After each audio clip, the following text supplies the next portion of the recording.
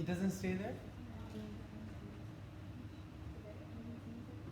Okay. All right. So I'm going to start now. For today, for what you're going to do is you will use first we have a message which is this one 2 kilohertz. Okay. If you want, you can look at it. I can connect it over here. I'm sure you know that. Okay, sorry, that's a TTL. That means transistor logic. It means it's going to be pulses. I want to use a sine wave, a varying signal. So that's a 2 kilohertz, right? That's how it looks like in time domain. I can click over here and it's going to show me in frequency domain, right? I can change the scale. I just have to increase it.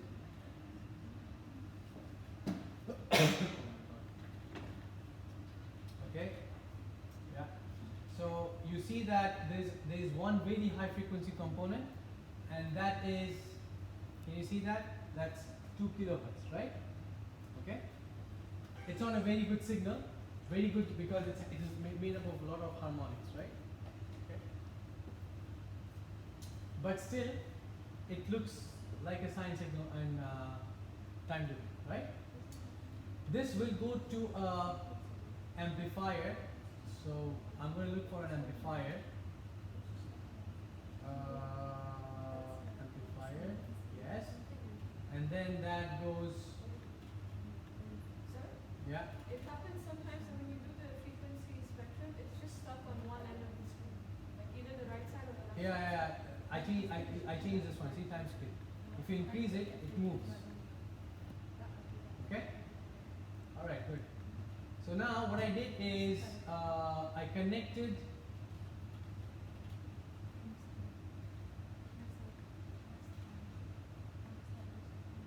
You see this? You see this? You see that? There is a high frequency component, and you see that it moves, right? These are the other frequency components, right? Okay. Anyways.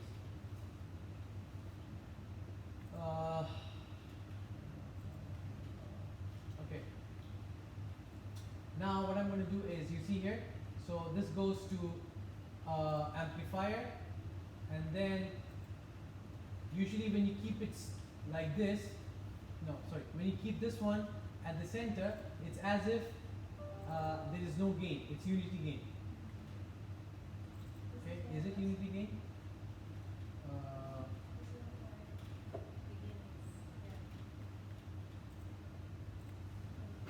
Okay, so there's a huge gain, not a unity gain. And let me remove the frequency. Okay, it's reversed. Can you see that? Any guesses why it's reversed?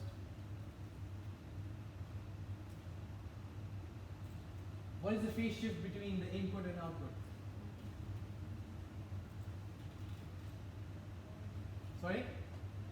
180 degrees, right? It's completely phase shifted. And I am guessing because it's an inverting amplifier. The amplifier that is over here, built inside, is an inverting amplifier. Okay? Jenny, how do we know, like, for example, if we want to increase the gain, and like which end is 0 and which end is 1? This is from practice. For example, I kept it over here. Let me see how much is the gain. So the scale is 5 volts. So it's 5, 10. The input, the output is 10 volts peak. The input is, I think it's 2 volts. Let me check how much is that. Yes, the input is 2 volt. The input is 2 volt peak. The output is 10 volts, right? So how much is the gain? 5 times. The gain is 5 times, right?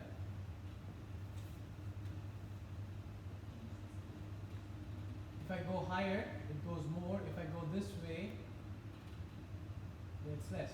So you have to guess from the, I'm going to guess it from 0, 1, 2, 3, 4, 5. Okay, so each division is 1. So this is 1, 2, 3, 4, 5. So the whatever input is multiplied 5 times.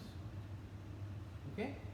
So this is proof also, right? Because you see, The blue is 5 volts per division. It is covering 2 divisions, so the input is 10 volts peak. Output, I'm sorry. The input is covering only 1 division, so it's 2 volt peak. So the gain is 5 times, and it's an inverting amplifier.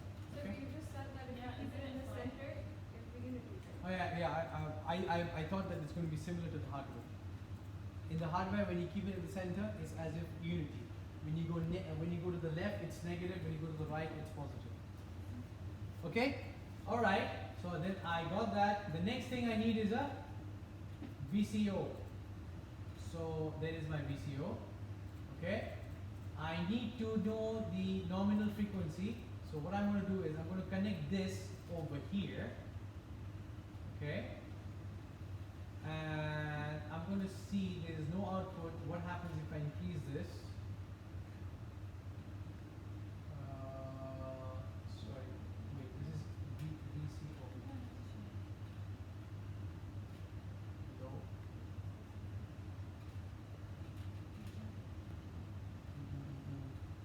This is VCO, right? This is VCO.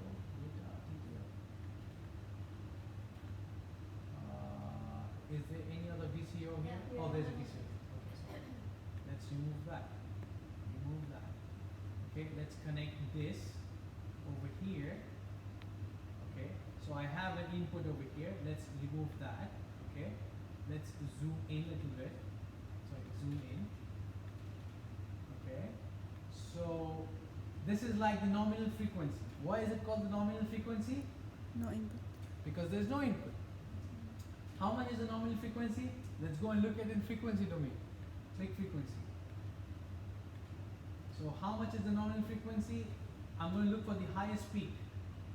Is 70 kilohertz, right? This shows 70 kilohertz, right? So the nominal frequency is 70 kilohertz and a lot of harmonics, right? Okay. Then what I can do is I can say the nominal frequency to be 100 kilohertz. Okay, so that's close to 100. Why 100? Why 100? Because if in the lab you wanted to do wireless transmission, we will be using the antenna, right? And these antennas are 100 kilohertz. Okay, so the nominal frequency is 100 kilohertz. So when there is no input, I will have 100 kilohertz signal, right? So the sine wave that we've given as the input to VCO, what's that? The sine wave that you give as input to the VCO, it's input. The message signal. It's a message signal, yes. Okay? So that's that. So it can either be the sine wave or it can be a constant DC, right? Using the VA. Yes, excellent. It can be a constant distance. All right. Now I'm going to look at I'm going to give the input, which I'm going to give the output as an input to VCO, and look at that. Okay, there you see. Now there is a range of frequencies, right? Let us look at it in the time domain. Can you see that? The frequency changes. Can you see that? Why do you have So two this peaks? Huh? We had two peaks.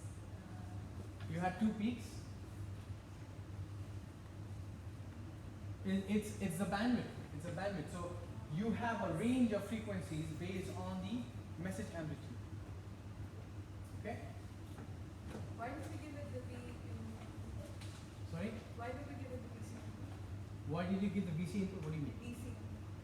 There's a VC input. You're giving AC